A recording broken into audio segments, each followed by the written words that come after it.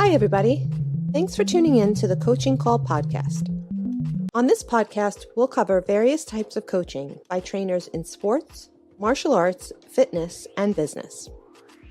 We'll discuss each coach's methods to getting the most out of their respective athletes or clients and how they attempt to change the platform in which they coach. Join us on a fun adventure as we discuss unique coaching styles. Coaching is a universal part of how we get others to get something done. Join your host, Rafael, and his guests on this unique journey in coaching. Hi, I'm Sifu Rafael, and this is the Coaching Call podcast. If you enjoy this episode, please subscribe and leave a review. This episode was made possible by listeners like you. Carlee, good morning. How are you? Thank you so much for being here. Oh, Sifu, so happy to be here. Thank you for having me. Oh, yeah, absolutely. So you and I got to know each other a little bit when you came to our New York City experience, and you were such a trooper. I got to tell you, you were phenomenal. No, I loved being there, and it was great. People always ask, like, how did you get connected with people? And, like, for you and I, it's kind of like, it's no degrees of separation. It's just pure sort of shared subject matter expertise through, like, these conversations. But it was you who got me introduced and connected to the NYC experience. And so not a trooper. I think I was there to learn and engage and connect. So I appreciate you for having me. Oh, my gosh. It was a fun event, wasn't it? Yeah, for sure. Yeah. Oh, super fun. I mean, you bring people together to connect, to learn, and to, build one another up. And so I think that's like what we accomplished. And for me, that weekend, I was in New York for the weekend visiting friends, and that was a perfect way to end it, which is with new friends and with new learnings. And the day was beautiful. And so if people are looking to connect and are in the area, I think it's a great opportunity for folks. Yeah. So Carlee, I love doing this show because I'm going to get to know you more, right? We're going to go into your childhood. So tell me, where were you born? Yeah, I was originally born in the Chicago area, so northwest suburb of Chicago. Okay. And who would you say influenced you before the age of 10, 15? Ooh, good question. I mean, I think there are two things that immediately come to my mind, like certainly my parents, my mom, and the opportunities that she brought to me, just exposing me to a lot of different things at a young age. And then I would say, like, the neighborhood kids, like these were the crew, if you will, that we kind of ran around with. And it's interesting to think, you talk about influence, and sometimes we think about influence and how we develop, you have someone to look up to, but I think influence comes from all places. And that's why I include my friends, because there's still things that I think about or experience or feel today that I think come from those relationships that I had at a young age. Yeah, really, really powerful. So you said your parents, obviously, and you brought your friends along with that. What was the impact that you still carry, that you remember from those days? Mm-hmm. I think that a couple of things. I think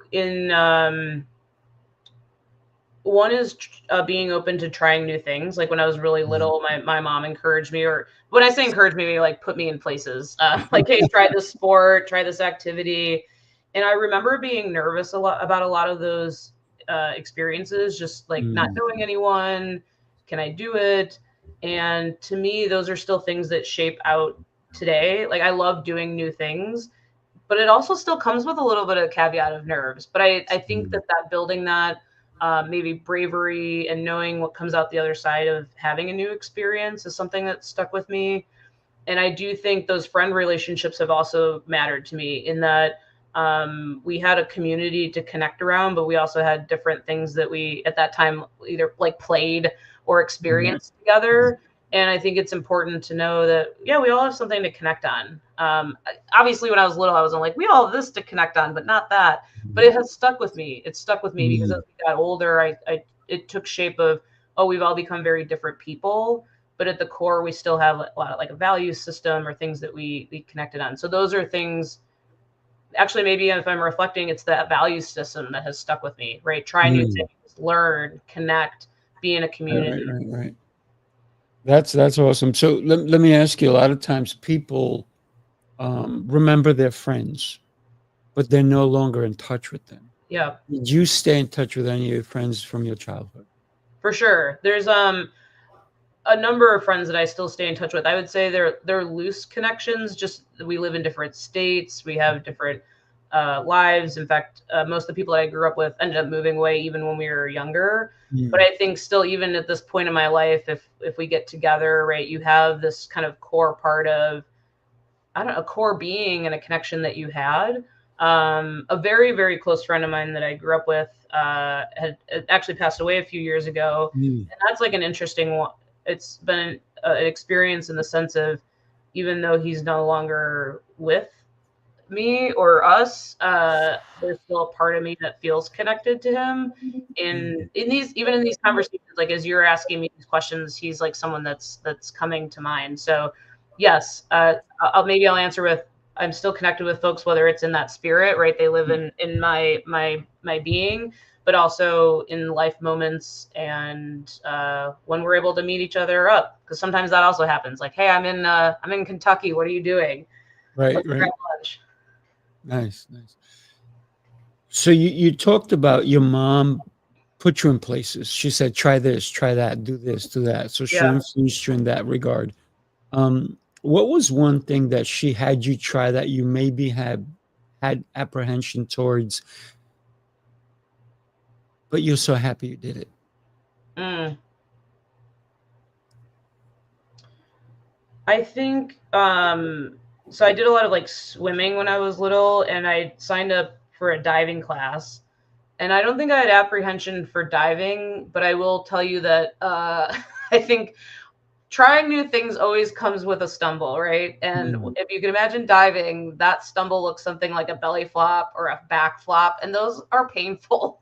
Right. And so I don't think it was the initial idea of going to the class, but it was the fact that I took a few hits, a few flops, and not wanting to get back up on that diving board, and having that encouragement to get back out there, because getting back out to the literal ledge of that board and like looking down and having that sense of fear, and then saying, okay, I can do this without, I can do this, right? And it took a lot. It took me to get into the door. It took my coach to get me back up there. It took the kids in the class probably not to give me a hard time about hanging out at the edge of the board. But there's so much value in that, right? To take the literal plunge. So that's something that kind of came to my mind. So you talked about not only your other teammates and the other kids and so forth, but you talked about your coach. Talk to me about the coaches you've had, in your life, and maybe a lesson that you really, that has stuck with you, because we're going to talk about your expertise as well. Yeah, I think like all life experiences, and I talk about this when I think of leadership development, when you talk in like corporations, or we're also going to talk about like sport coaching. You learn experiences from both the things you don't want to do and the things that you want to do. And I had both of those growing up with coaches. And so I think maybe two themes of, one, the things I didn't want to do, or that I had experiences with, was kind of the disconnected coach, the one that was there or maybe didn't have patience, especially for little kids, like trying things, or kids like me that maybe had fear of taking that like literal jump. And the feeling that comes with not being supported is such a limiter, especially at that age, like formative age of building your confidence and your skills. But I think it translates even as we get older.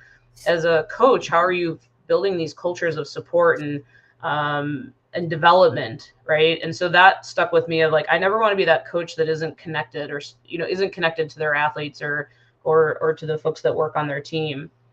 The other thing that, on the flip side, what I have really appreciated about coaches are ones that create teams of inclusivity and like pursuit of getting better. And what I mean by that is, I was by no means, like, I was not recruited for any like college athletics. I was like your average athlete, right? I love being a part of things. And sometimes that meant engaging then differently. Maybe it wasn't the high school team, it was the community team. And I think that those coaches, no matter what level you're at, that are wanting to pursue and work with every athlete on like, what are you trying to do? Are you trying to have fun? Are you trying to be an elite athlete? And how do I support that journey and create the environment that it's not just about the athlete, also everyone else on the team in pursuit of that. And so I think that stuck with me because it's a feeling, right? You feel seen by the coach, you feel supported by the coach. When you are doing something, you are also getting feedback that helps accelerate and move you forward. I mean, that is a coach. That is by definition of a coach, I think, in part. So for me, it was really about that. So how long did you swim, and how long did it take for you to finally climb back up that without the persuasion of everyone around you and be able to get into the diving aspect of what you were looking to do? Perhaps I'm going to go with like the metaphorical question of that. I mean, in that moment, I probably felt like a lifetime, but it was probably like several minutes to like get back up. Oh, really? That was it? Now, did I become a master diver after that? Certainly not. I think I had like a single season of diving. So one could say maybe I like hung up that cap at a certain point, or just diving wasn't my thing. But what I would say is even in those moments of the sport isn't for me, it didn't mean that I wasn't walking away with something. There's like, look, you and I are talking about something that happened to me, like when I grew up, right? Something that helped shape how I think about things. So it's stuck with me. But it was also about having alignment of what I was passionate about. And so much as I loved swimming and diving, I liked being outside more regularly. Now you can swim outside, but growing up the Chicago area, you're inside quite a bit because it is cold. And finding more like team sports. So those were things that kind of connected with me. And so I think metaphorically off the diving board, getting back up, I think some ways I'm still working on that. I am always in pursuit of trying new things. But that doesn't mean it still doesn't come with like a little bit of that gut check of, can I do it? Am I going to embarrass myself? Can I figure it out? So I think sometimes I'm still, again, metaphorically getting on that diving board probably every day. Yeah. If you don't get on that diving board every day, diving board of life, I guess you can call it, right? Yes. You got to take the plunge. Yes, you have to. You have to. There's so much reward in that. The feeling of self-accomplishment, the learning that comes with it, the community that you build around you. And by community, I just mean, as soon as you tell somebody you're about to do something, like they become your cheerleader and your supporter. And there's nothing greater than that. And I think, we started this call with where you and I knew. I think that that's like what I appreciate about our relationship is that you do have, like, I love things that you're doing, that you're building in your communities. In fact, you taught me this, I think in the green room we were in, we were talking about your son joining another call that you had and the joy and pride that you were having with that.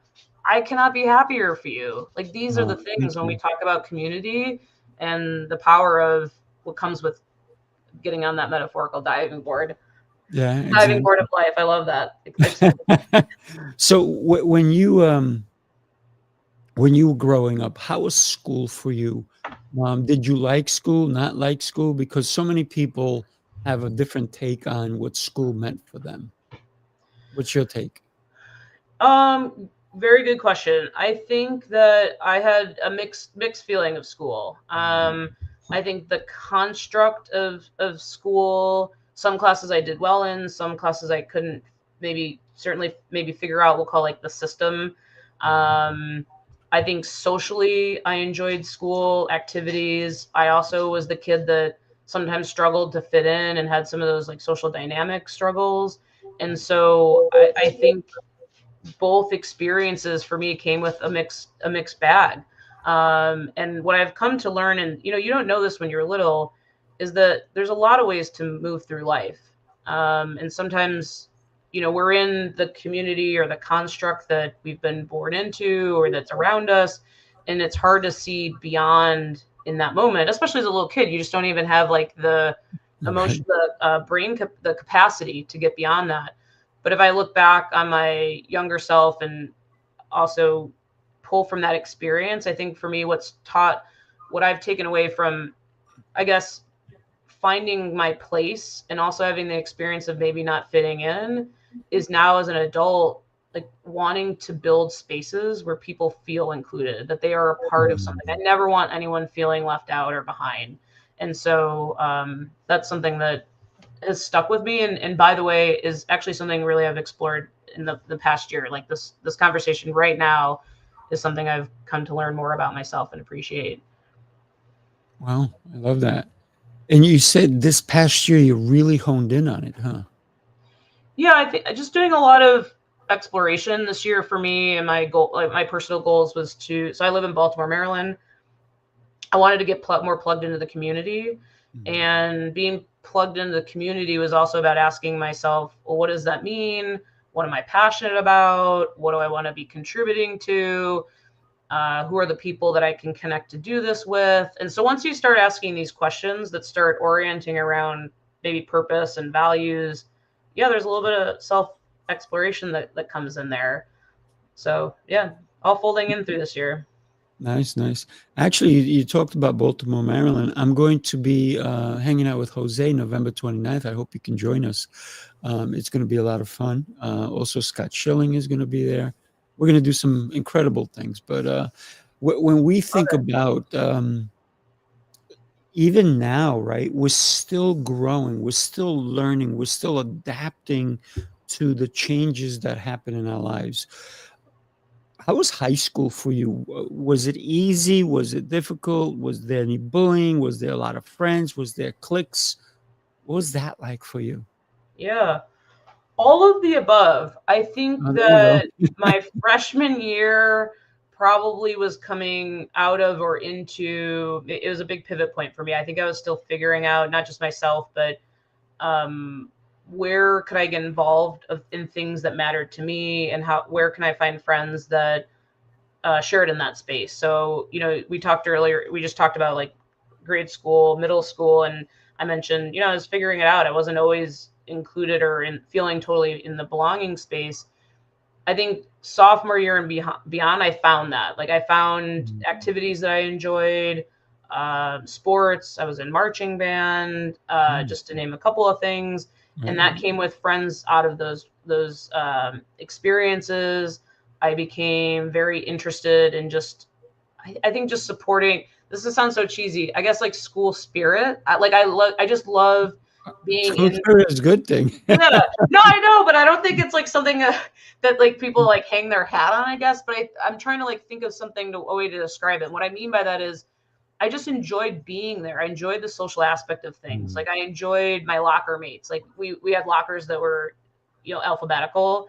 I loved the people that I got to stand next to. I'd be like, "How's your day? What's going on?" I just that whole ebb and flow of all kinds of different people just coming together. So I say school spirit just because maybe that's just like an umbrella way to put it. But I think I just love the sense that here we all are in this building and moving about the world and doing some stuff together. And who are you and what's your story?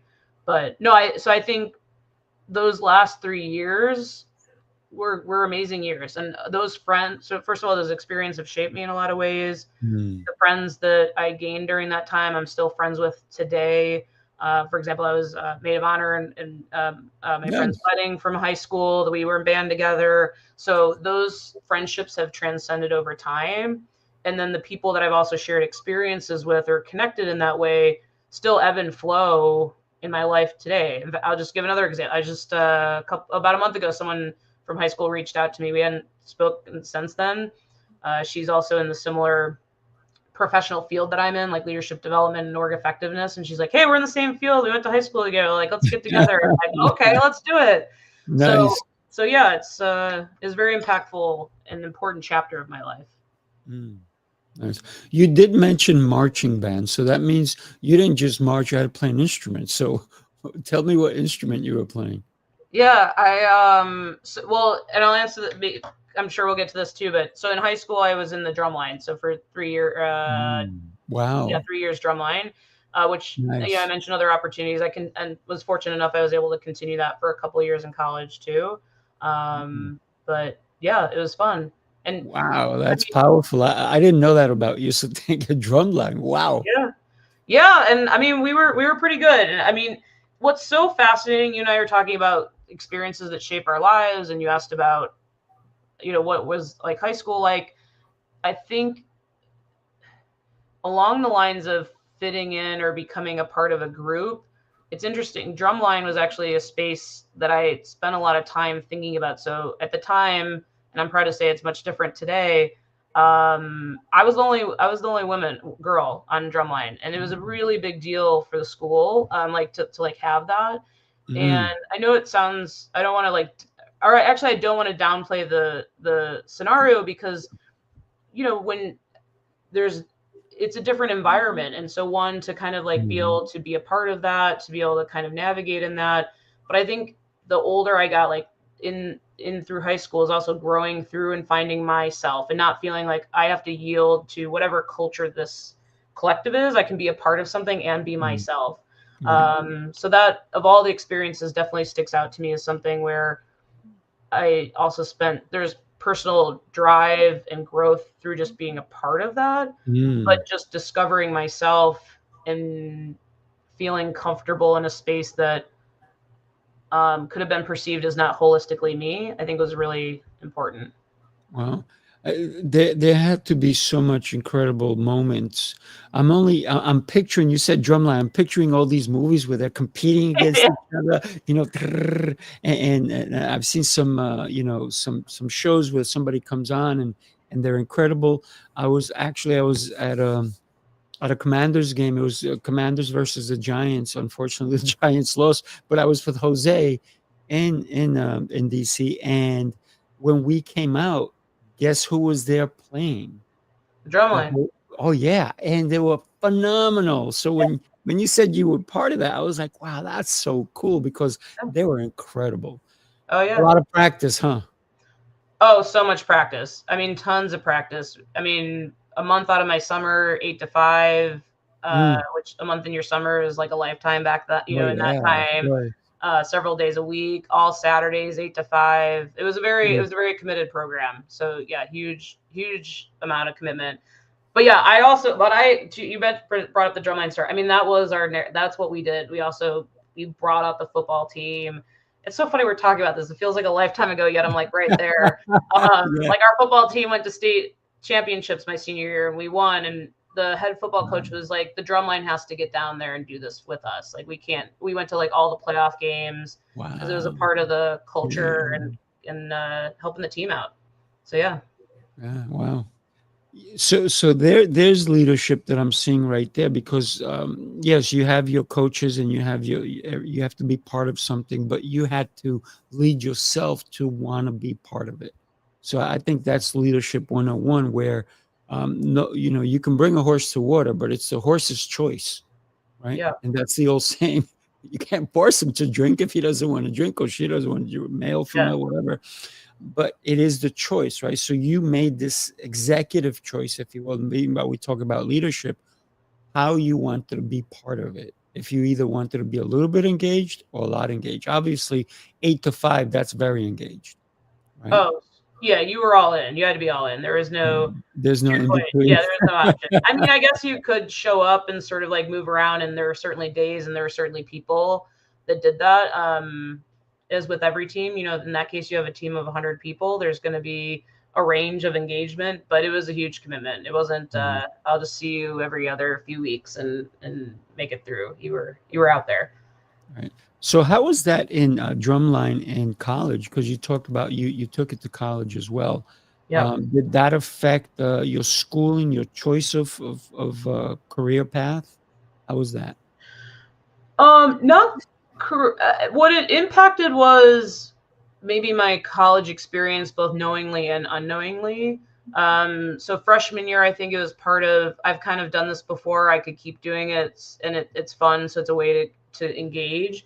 Right. And I did. I met amazing friends through that, friends that I'm very close friends with that I'm still today. And I think it also was an enlightening moment, which is you don't always have to continue to do the things in your life that got you to a certain point. So back to time commitment, I'm like, I've committed a lot of time to this. I'm decent at it. I know what it is, so I'll continue. But I think what I also found in that time is I wanted literally to release time during the day, every football game. So I went to Arizona State, every football game we were there in the band versus being able to maybe have the college experience with friends outside of band. And so it was a good question for me, which is like, well, what do I want to do and how do I want to spend my time? Mm. And so that was an important exploration for me. And what ended up happening is I actually was in drumline my freshman year. I took a few years off. And random fun fact, I wanted to get back into marching band, but I didn't want the time commitment from drumline because it's actually more time. And so I picked up learning to play saxophone, something that I was told very little when I was very little. Like in grade school, you get to try musical instruments on there. The person at the time was like, I don't think you can play this. And I'm like, okay. So there we go. Back, it was like 10 years later. I'm like, all right, I'm going to pick this up. So then my senior year, I joined back in and it was that time. It was for fun. It was because I wanted to get back into that community.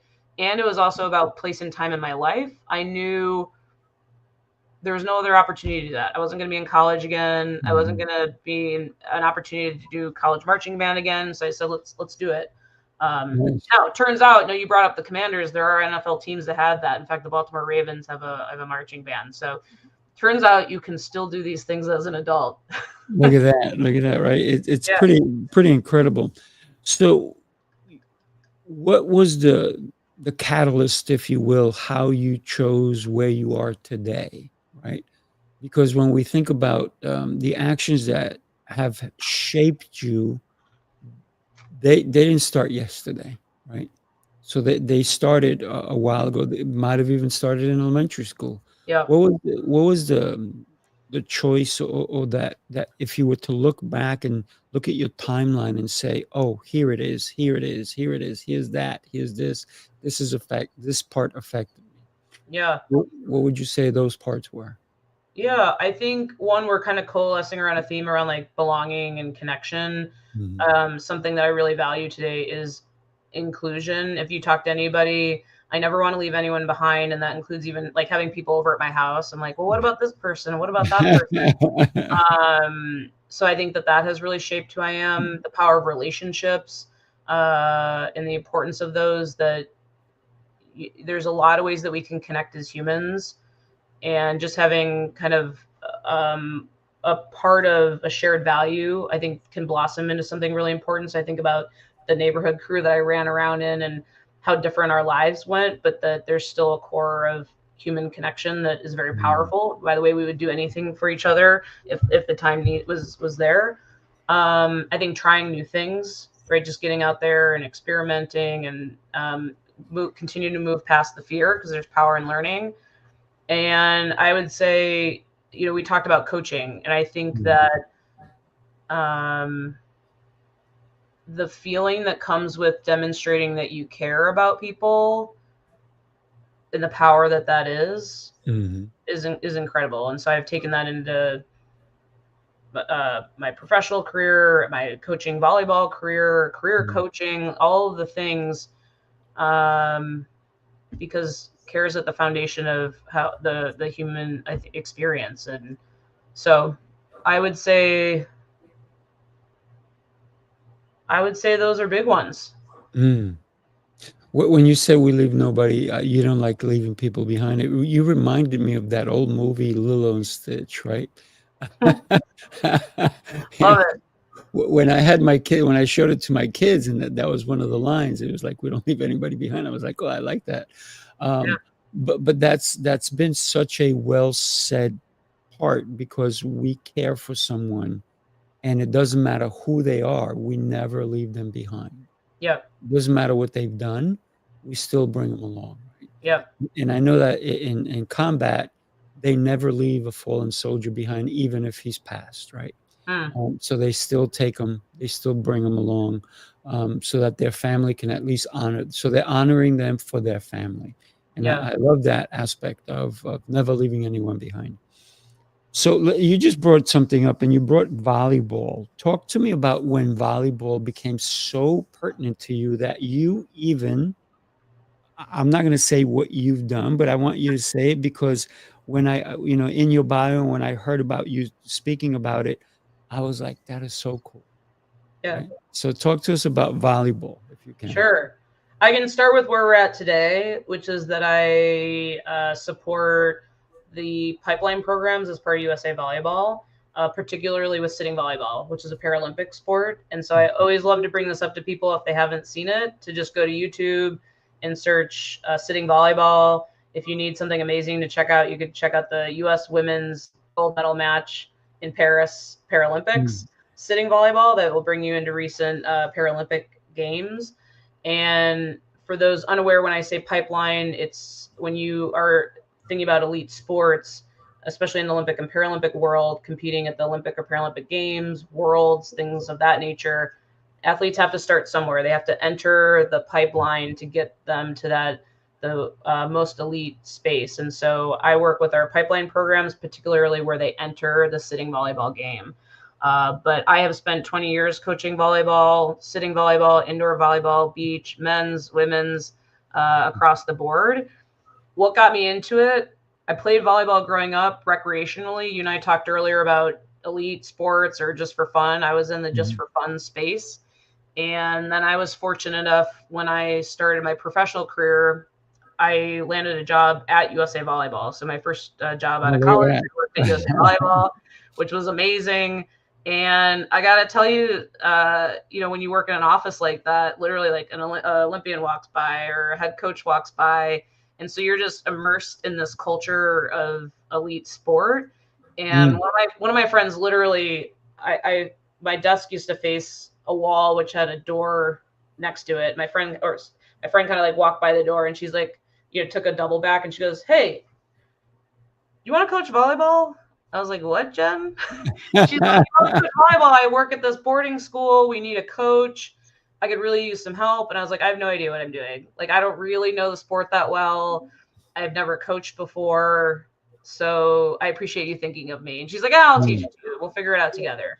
And I was like, if you can really help me out, I will. And so that began the journey for coaching volleyball, was saying back to uncomfortable, saying yes to something that I felt highly uncomfortable on. Sifu, like literally, I don't know if I'm sure you've done this in your coaching career, or actually maybe not, because you know what you're doing. I started of not knowing what I was doing. And I told the 15-year-olds that I was working with, I was like, "You probably know more than I do, but we're going to figure it out together. And I care a lot about," back to care, "I care a lot about what we're doing here."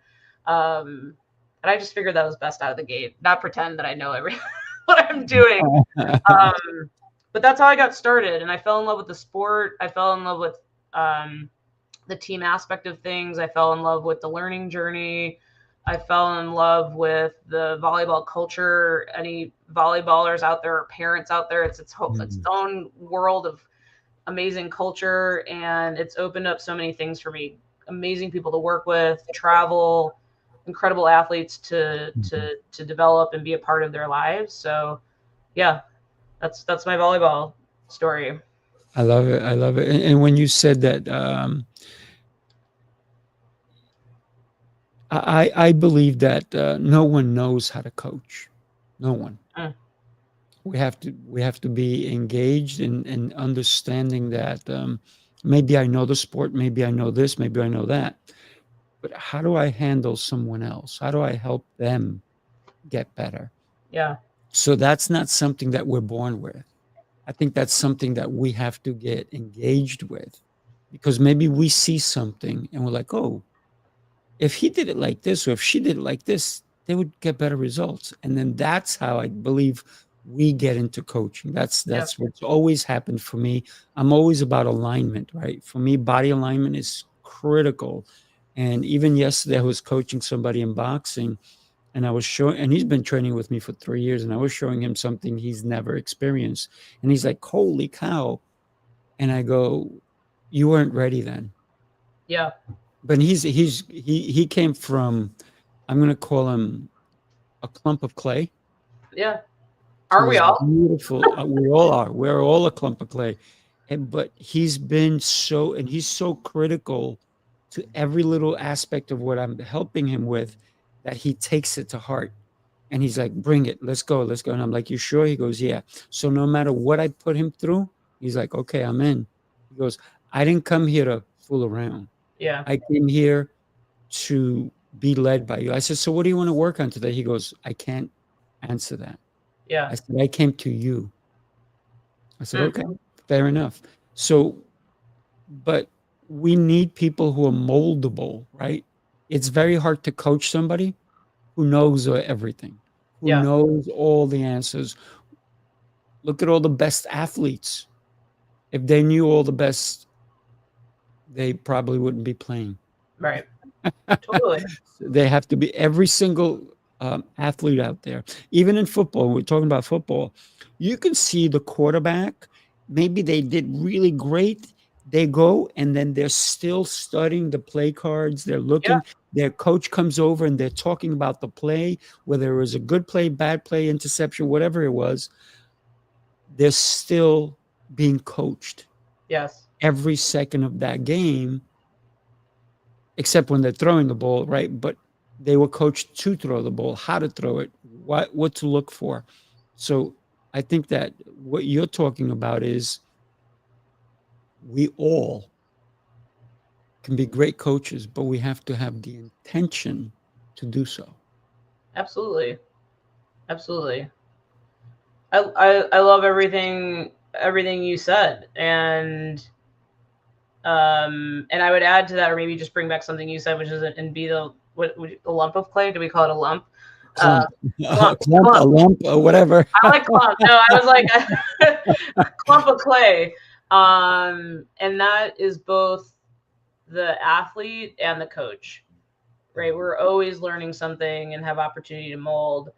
And something else you said struck with me. You mentioned the example of football, like the constant coaching and looking at things, or athletes wanting to be coached from all different areas. In fact, what's I love about the most elite level, it's fascinating. It's the pursuit of the excellent learning.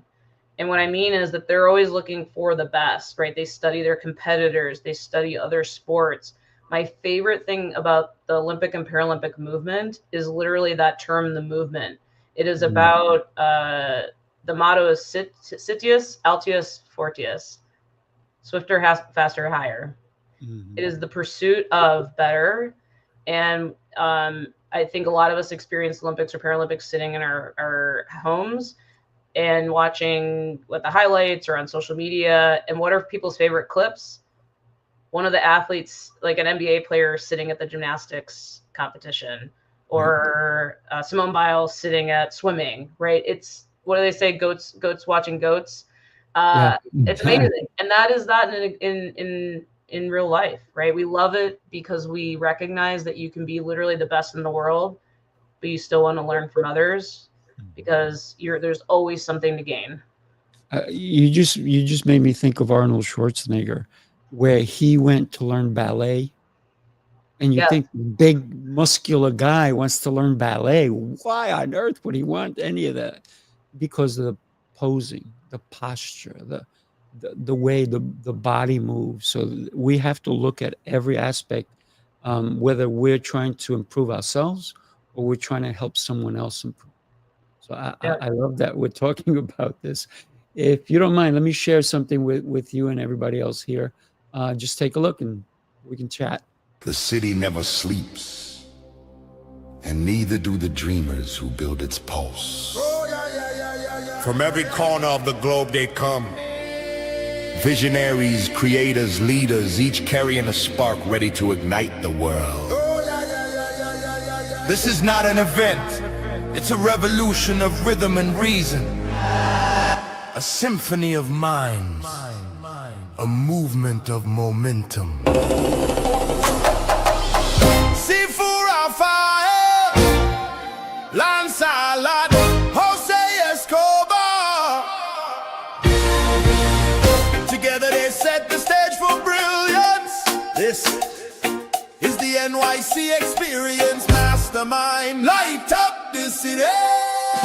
They coming from the east, coming from the west. Knowledge on deck, put the truth to the test. Leaders in motion, hearts in sync, dropping wisdom so deep it'll make you think. They bring stories, sweat and flame, different faces, one shared name. Elevation, that's the sound. NYC experience, mastermind, where purpose is found. Well, that excites me every time. I tell you, it's the music that you have. Yeah. But it's the people, it's the connections. You know, you were with us at that last one, and just the camaraderie that we built with people that maybe we had never met in person. Right? Yeah.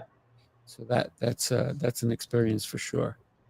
Well, I think, we've been talking about like purpose and values. I think when you come with that shared purpose, which is to connect and to learn, it makes it easier, right, to be able to jump in on those relationships and hear people's stories and figure out where that can go from there. By the way, like one of my favorite things in the world. I love hearing people's stories and making those connections. But I don't think in that case, was not the only person in that room, which also what made it fun.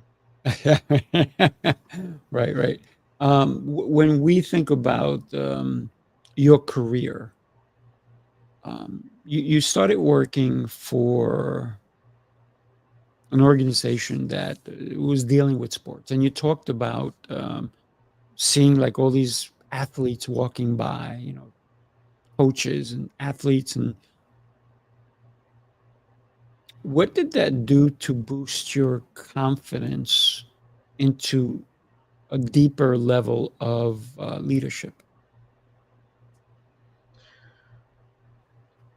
On the confidence part, it was really that I was a part of something. I was working at USA Volleyball, and soon after that, related to sport, I worked at the United States Olympic and Paralympic Committee.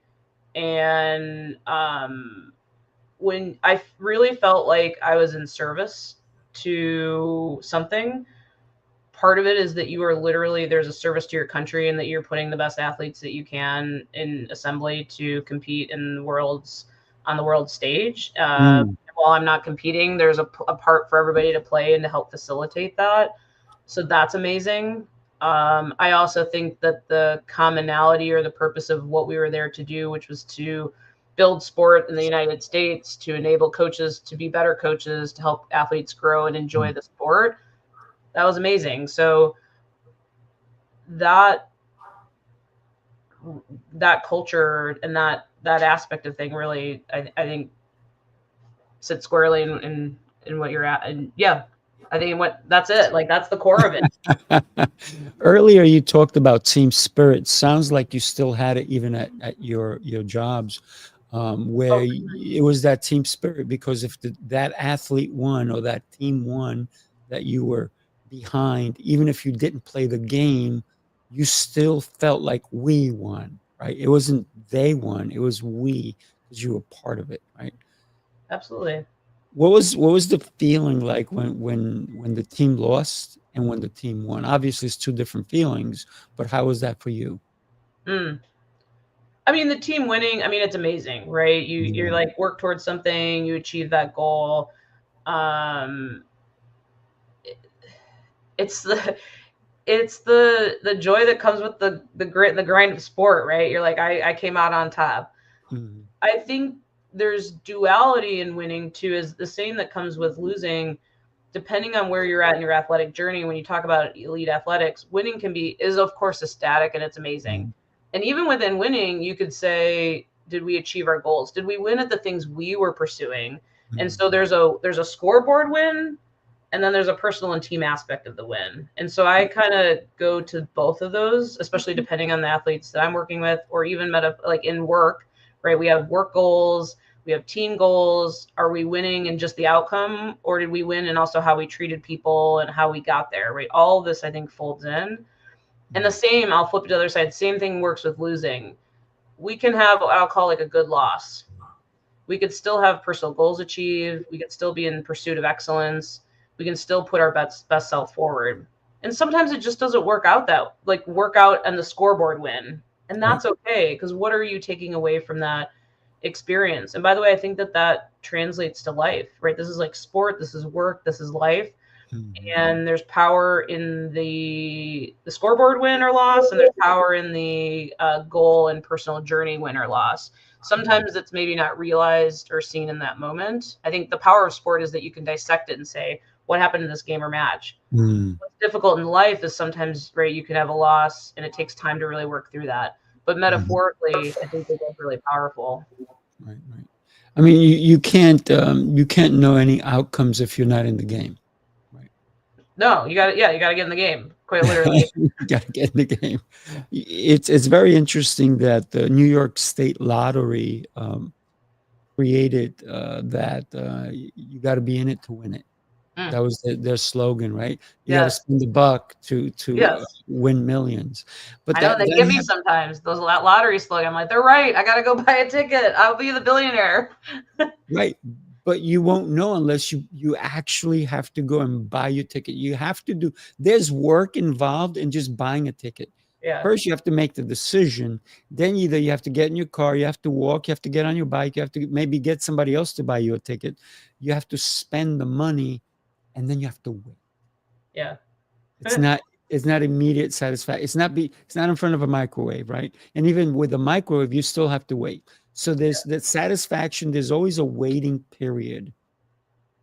When you're working in leadership, what is the waiting period that most people dread? yeah.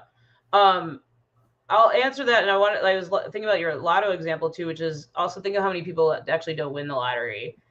And so how do you that's the scoreboard win. I won the lottery. The Right. goals win is, did I have fun? Like, did I enter an office pool with my friends, or did I put in my birth date to try to win the card and it just was a good time, right? But I think you asked about kind of like the waiting part of the, we'll call it the scoreboard win, and the life win or the personal win. And I think that it's taking confidence and in your pursuit of whatever that goal is. And so while it may not, the big goal may not be tangible right away, right? Like, let's pick something easy that probably whether it's I'm starting a new business or I'm starting a new venture within my work team, right? You have a big aspirational goal. That's not going to show up tomorrow. Mm-hmm. But what will show up tomorrow is an idea, a letter, a connection, an experiment. And so how do you take joy and solitude in the moment that's in front of you, knowing that you are in pursuit of something bigger? And I do think that this is the magic sauce of both of sports, of work, and in life, in that it's about the day-to-day gratitude and enjoyment and fulfillment of the scoreboard win and the personal gain, or the scoreboard loss, and in the pursuit of the bigger picture. And so when I think about, I'll just use the broad term coaching folks on this, is how do you break it down into something that's smaller, consumable, and relatable for both in the moment and the big picture? Because if we just hang our hat only on the big picture, it's hard to go through the daily work and stay motivated and fulfilled in that. And we've been talking a lot about, obviously this is about sport, I'll use the Olympic or Paralympic dream. Often that's someone's lifetime pursuit, 20 years, it could be plus. And if all you're hanging on is, I'm going to the gym for this thing that's going to happen for me in 20 years, imagine the emotional toll that takes on somebody. But no, it's got to be about, as you said earlier, that skill that you bring to your athlete, that skill that you learned that day, the half a second you got better that week. How do you break things down into that way? And then it's not a waiting game, as you say. It's more about the pursuit of, and the joy that comes from the pursuit. Yeah, absolutely. Wow. Thank you for that powerful explanation of that, because I believe that a lot of people don't understand the pursuit of it. Right? It's work. Yeah. It's being diligent with every action. Certain athletes are going to, and I don't want to put anybody down, but they're going to cheat. And they're going to cheat because they're pursuing something that's not necessarily, they're looking at the result. They're not looking of how I'm cheating to get the result. Yep. So, that's why I think that they do a lot of power, not power testing, but testing, right, with drugs and all that stuff, just to make sure that no one's cheating anymore, because there was a lot of that at one point with all these hormones and all these different things. And even like some of the big shots were taken down because they were doing things that were unethical. They were doing things because all they were focused on was the win. And I've seen a lot of, because at one point I was following the bodybuilding world, and there was a lot of athletes in that world who were who were injecting themselves with all kinds of junk, if you will. But a lot of them lost their lives early because of the effects that it Yeah. had long term, right? They were only thinking short term. I'm going to be a champion in 6 months or 8 months, so I'm going to do these things. But they didn't think 10 years down the line, 20 years down the line. How is it going to affect my body, my liver, my kidneys, all these things? Yeah. Yeah. So And it's okay. go ahead. No, I'm listening. No, it's hard for it's hard for us to put ourselves in that future where there is, in this case, I always say the cheat will catch up to you. It's hard to imagine when that consequence will show up. And I think you're bringing up in the doping perspective. I mean, it could take years. I mean, to this day, if you follow Olympic, Paralympic movement, you'll see stuff that will pop up that will say so-and-so stripped of silver medal. I mean, and the games were 15 years ago. Right. That's where technology is meeting up. But let's cut that to life, which is, hey, maybe I cut a corner. All right, well then, did you lose that knowledge? When's that going to show up when you need that again? Did I push someone? Did I step on someone to get to where I'm at today? When's that going to show up? And so I think it to me sits in, I think where you and I have been working through is like that value of staying with what's important to you, and how do you hold true to that, even in the most difficult moments when the cut is offered to you. Right. And there's a lot of offerings of that. Yeah. Right. I had at one point I was lifting really heavy. I'm about 175, 176 now, and at one point I was 240, but I had like zero body fat on me, and somebody offered me these Russian, they called it, specialties for me so that it could enhance my training. And they were getting bigger and bigger and bigger, and they looked phenomenal. And they're like, I'm going to give you some. And I'm like, you know what? You can keep it. I said, I don't even know why you're taking it. You don't need that. So for me, health has always been the most important part of my life. Yeah. So if you don't mind, I'm going to share one more thing with you and everybody else. Take a look. You followed the rules, tried the restrictions, counted the carbs, the steps, and the failures. You're not lazy, you're exhausted from doing it all without real change. What if the problem isn't you, but the plan? Sifu's Mind-Body Method is a 90-day transformation built on 7 unshakable pillars: mindset, movement, nutrition, hydration, fasting, journaling, and faith. This isn't another shortcut. It's your structure, your strength, your reset. You don't need harder, you need better. Ready to begin? Start today. So that's been my life journey, natural, right? Because, I've trained athletes as you've trained athletes. And one of the things I always tell them that there's no shortcuts. And for the gifted ones, you probably have to work harder to stay looking like you're gifted, right? Because a gift is not something that you throw away. You actually, if you don't work on your gift, you're going to tarnish it. You need to shine it. Even if it's spit shine, you still need to shine it so that you stay at the elite level. Like so many athletes nowadays, and they're doing that, right? Yeah. So I love that part. Yeah. I think that spit shine, if you will, that's where we really gain momentum for ourselves in understanding there's the big goals and then the small goals in between. And how do we redefine what those goals are? Think of anything you start new. Let's go with something everyone's related to, which is riding your bike. When you're first riding your bike, you're just trying to stay on. That's a big goal. And then you get there, then you're like, how do I pedal? How do I brake? How do I move up? Maybe I want to go mountain biking. Then there's more skills to learn. So, right, you get more refined as you go through your journey. And so it's perhaps a matter of focus, right? Just bringing the lens in closer around what that development looks like as you move in. I love that. So Carlee, you help so many people in so many different ways.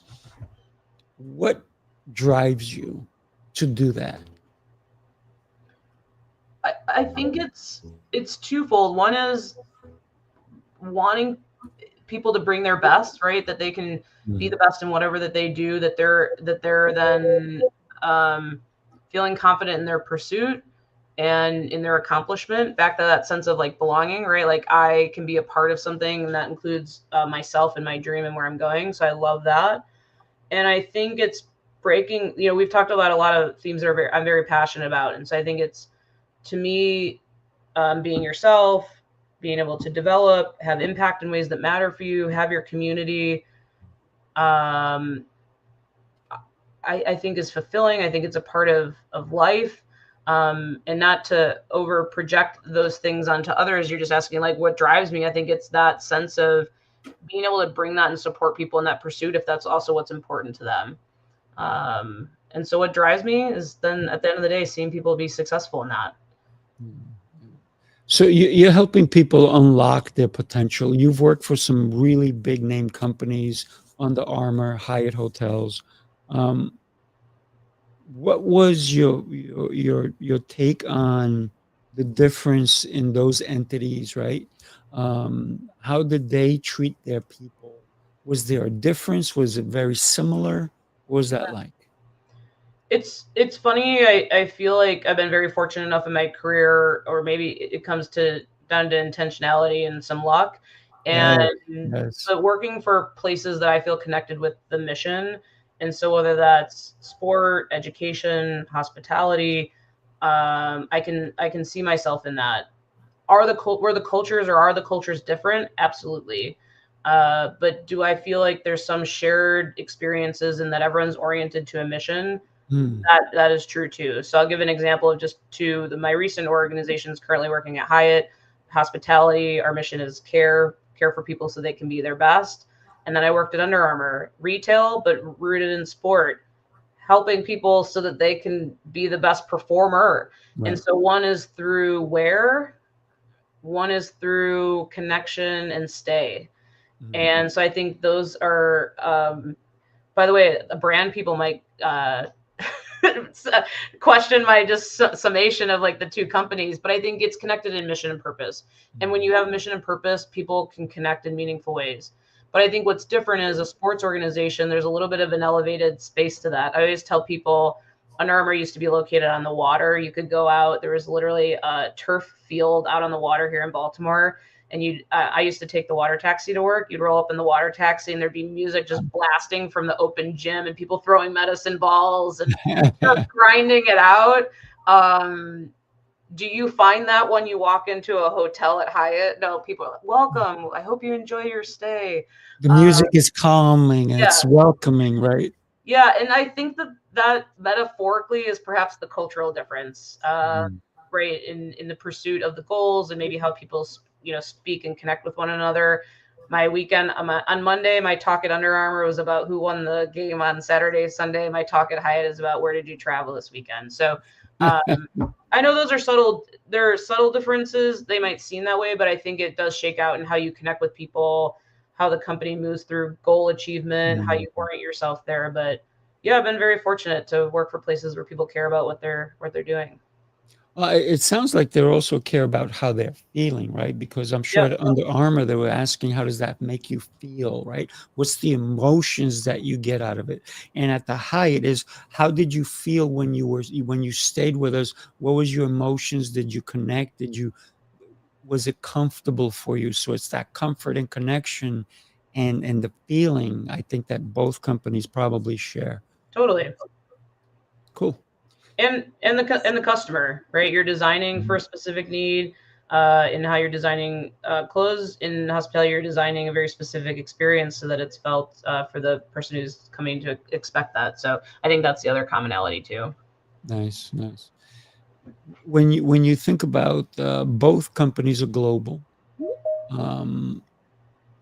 being that you've worked, are you currently working for both, or are you working for one of them? Oh, I work for Hyatt Hotels, and I also do coaching, as we talked about. So those are kind of my dual passion. Nice. So that means you can probably go. You have the freedom to go anywhere in the world and stay at a Hyatt, right? I do, just like everyone else, and I invite them to enjoy our brands. Everybody can stay at a Hyatt, but I mean, you probably get a little bit more perks than I would, or maybe not. I don't know. We'll have to find out. Yeah. So everybody, do me a favor. I'm going to let Carlee tell us about why you need to connect with her. Obviously, she's a very well support, a very great supportive coach, and she can help you in your leadership skills and so forth. But I'm not going to speak for her, so I'm going to let you tell them why they should connect with you. Your information is going across the screen. Go for it, Carlee. Sure. Also, I one always- more thing. I'm sorry. I'm going to put the QR code to Carlee. So if you have your phone, you can just pop your phone out and connect with Carlee that way. So do that. Love it. No, I mean, I love connecting with people in the pursuit of their careers. And so at Hyatt, that's about moving folks forward in their leadership development and career aspirations in volleyball, their career in sport and in community, how people can advance in their personal careers and also put in service to the communities that they live in. And so I'm happy to connect with folks on what you're sharing is my LinkedIn. I always offer a connection, a conversation, because I think we're all figuring it out together. And back to community, there's power in dialogue. So, but that's where I'm at, is helping people move in their careers, and happy to connect. Love it. Love it.